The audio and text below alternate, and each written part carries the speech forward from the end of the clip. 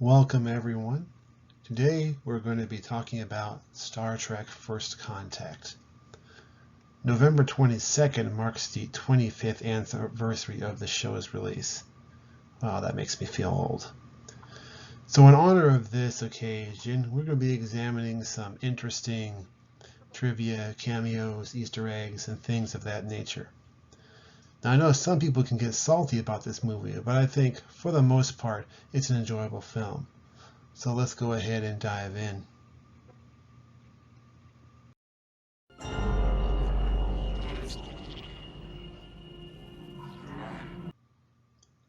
The film opens with Captain Picard having a nightmare about his time when he was assimilated by the Borg. This took place during the episode's The Best of Both Worlds, and so because of that he's wearing the classic TNG uniform. However, one thing of note here is that in addition he is wearing the TNG style comm badge.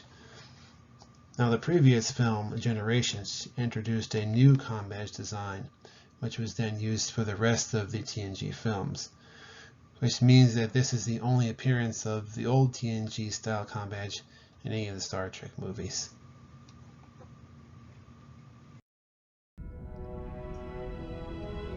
Captain's log, stardate 50893.5. The moment I have dreaded for nearly 6 years has finally arrived. Recently, I did a video about how stardates work. Put a link up in the corner if you want to check it out. But very briefly, we're going to compare the release date of this film, which was November 22nd, 1996, with the star date that Captain Picard just gave in his log, 50893.5. The first two digits, 50, tell us that this movie takes place in the year 2373. Furthermore, the remaining digits can help tell us what time of year it takes place in.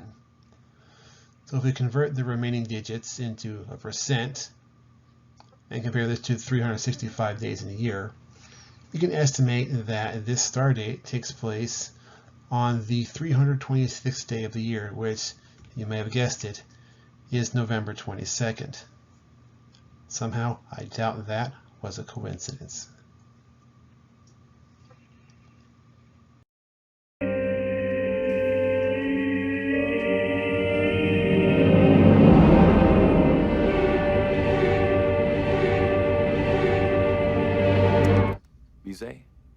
Berlioz. In particular, the Hector Berlioz opera that Picard is listening to here is Les Troyens, in other words, the Trojans.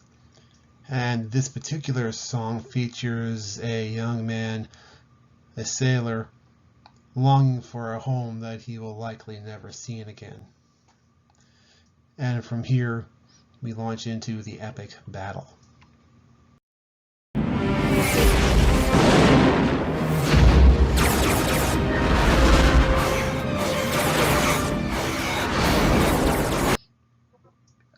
There's lots of stuff going on here. We see, of course, the Borg cube fighting against both new and old Starfleet designs. The Defiant, of course, makes her debut on the big screen. However, something interesting on the left here you can see just about to leave the frame. Now, it may be hard to tell from this picture, but let's zoom in a little bit. Now, if that shape looks familiar, you might be thinking, why is the Millennium Falcon flying around in the battle of Sector 001? Well, ILM did the effects for this film at about the same time that the company was doing the Star Wars Special Editions. So they decided to throw in their CG model of the Falcon just for fun. And since I like talking about ships, we're going to look at some more awesome ship shots in a moment.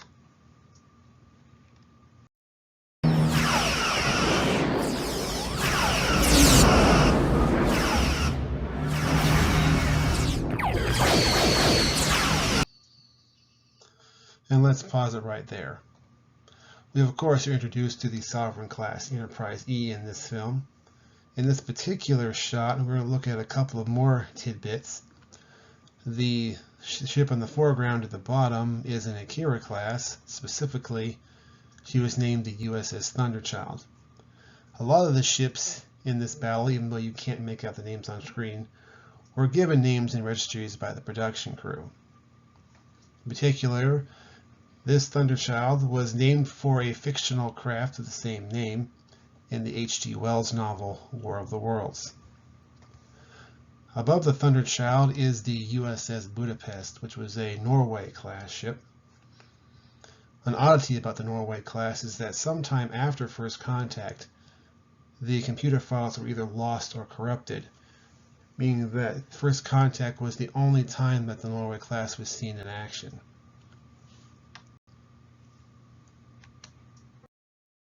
What is that?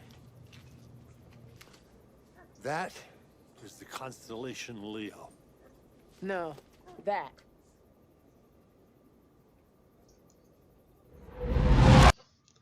We've jumped forward a little bit in this scene where we meet Zefram Cochrane and his assistant Lily in Montana, where they're preparing to launch the Phoenix, the first warp ship.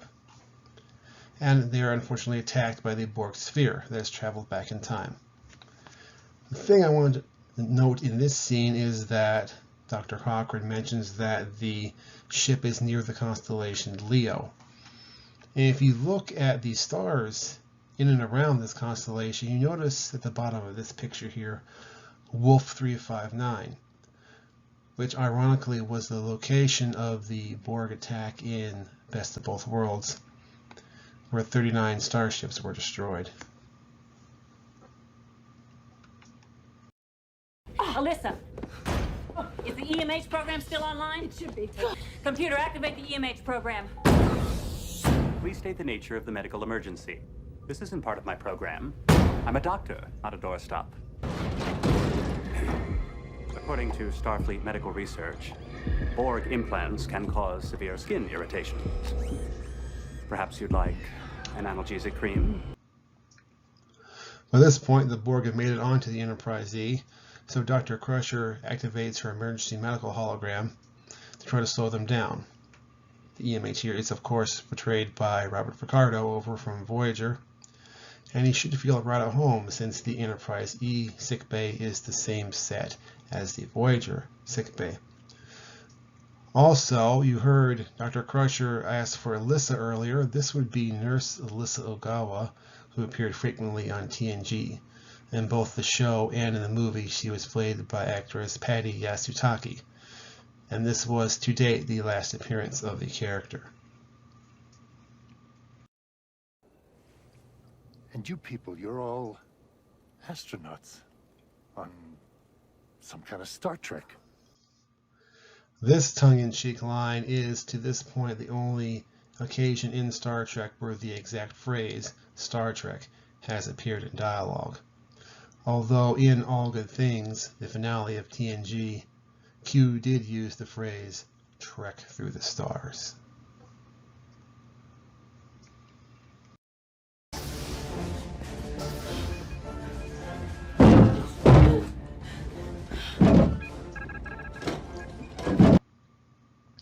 In this stage in the movie, Captain Picard and Lily are trying to evade the Borg by hiding out in Picard's Dixon Hill program, The Big Goodbye, first seen in the episode of the same name. And several of the other programs on this list have been seen before in the show as well. I'm going to butcher this pronunciation, but the first one, Café des Artistes, was seen in the episode We'll Always Have Paris. Charnock's comedy Cabaret was seen in The Outrageous Okana, and the Equestrian Adventure was seen in the episode Pen Pals. And one other bit of trivia, the Emerald Wading Pool, while never seen on screen, was mentioned in the episode Conundrum.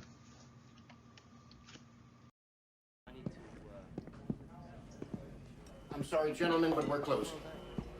And you do understand we have a strict dress code, so if you boys don't leave right now,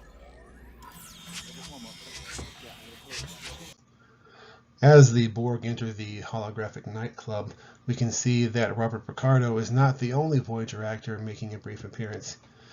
In this scene, we see Ethan Phillips, who is better known for playing Neelix. Dr. Cochran, I know this sounds silly, but can I shake your hand?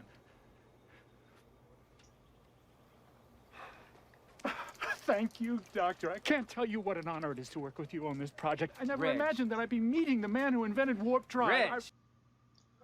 Here we see Reginald Barclay, who first appeared on TNG in the episode Hall of Pursuits and quickly became a fan favorite. I read a story that Schultz was 3 hours late showing up on set because he was lost. Well, I think he was probably just immersing himself in the role.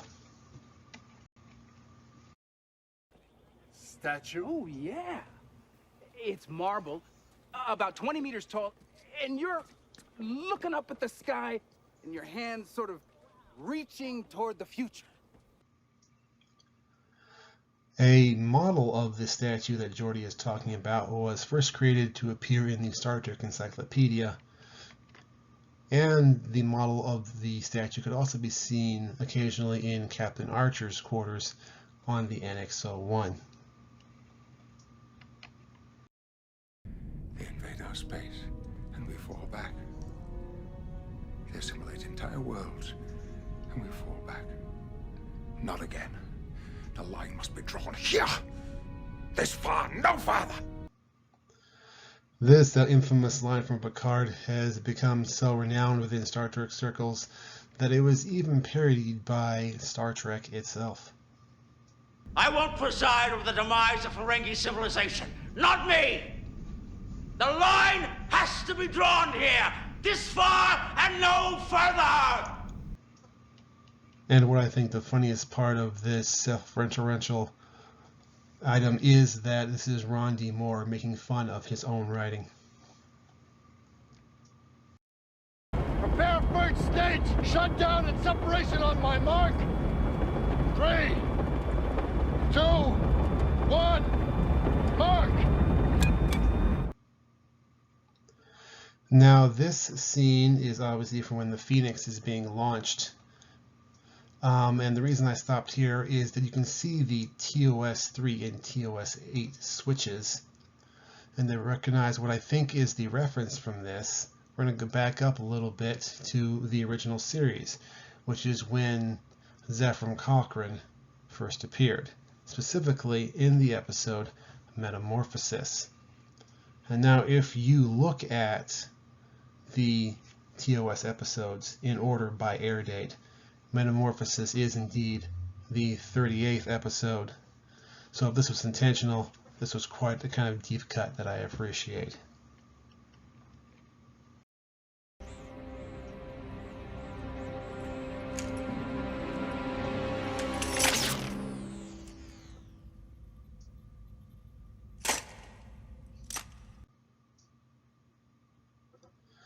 When finally disposing of the defeated Borg Queen, I have to wonder if Picard was thinking back to the advice he got from Croesus back in Part 1 of Descent. Human. Sever spinal cord at third vertebrae. Death is immediate.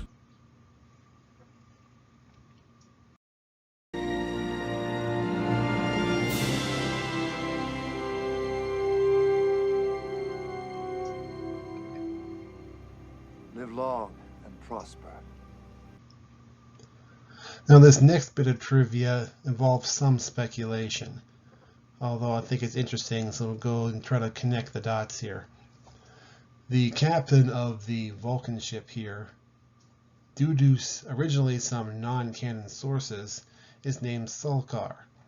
And if you're wondering where you've heard that name before, in Star Trek 3 we learned that Spock's family lineage includes Sarek, son of Skan, son of Sulkar, meaning that Sulkar would be Spock's great-grandfather.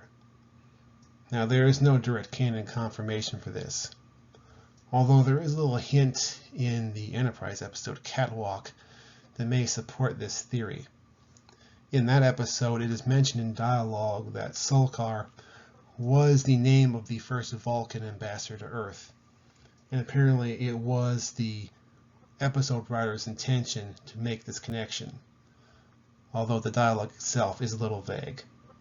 Nevertheless, I thought it was an interesting thing to include. Something that's a little bit more official is the Vulcan survey ship here, which was named the T'Plana Hoth, which we know from Star Trek IV was the matron of Vulcan philosophy.